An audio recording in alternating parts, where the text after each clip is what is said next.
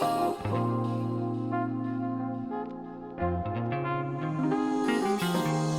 how's it going? It's Sam Frost here, and in this short video we're going to take a quick look at what SMART goals are in Google Analytics. So in previous videos I've talked about goals in Google Analytics, what they mean, why you might want to use them, the types of goals that are relevant to many businesses, things like completion of contact forms or actually completing the checkout process and buying products on your site. But what if you just don't really want to track any goals, or you just want to get a sense of almost, how many potentially decent quality visits do you get to your website, but maybe they aren't going through and completing your contact forms or checkout processes or whatever. Well, that's where SMART goals come in Google Analytics. So SMART goals is something Google's designed that basically tries to take the difficulty and any of the sort of manual setup out of goal tracking. And the whole idea behind SMART goals, to sort of paraphrase Google, is really that it's about Google picking up on what they identify as being the highest quality and potential value visits to your site.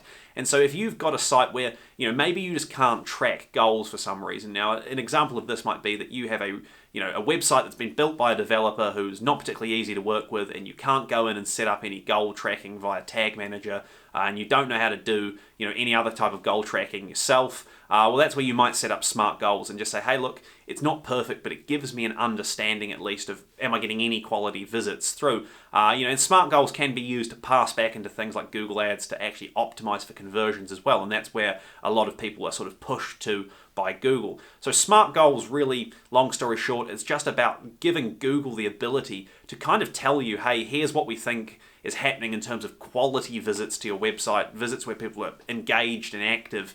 It's a bit of a sort of artificial measurement of performance, basically.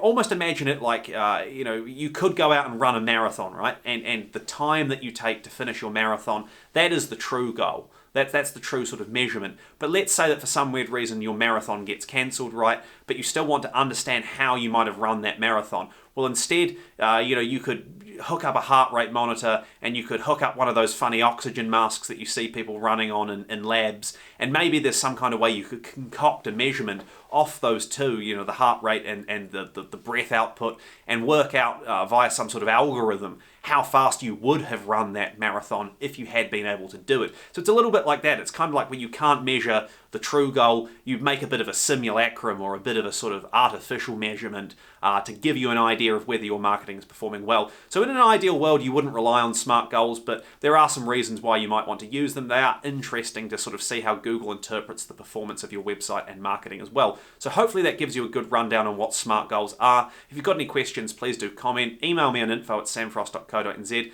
Connect with me on LinkedIn. If you are interested in digital marketing, please do subscribe to this channel as well. I've got tons more content to come. Thank you so much for watching, and I'll see you next time.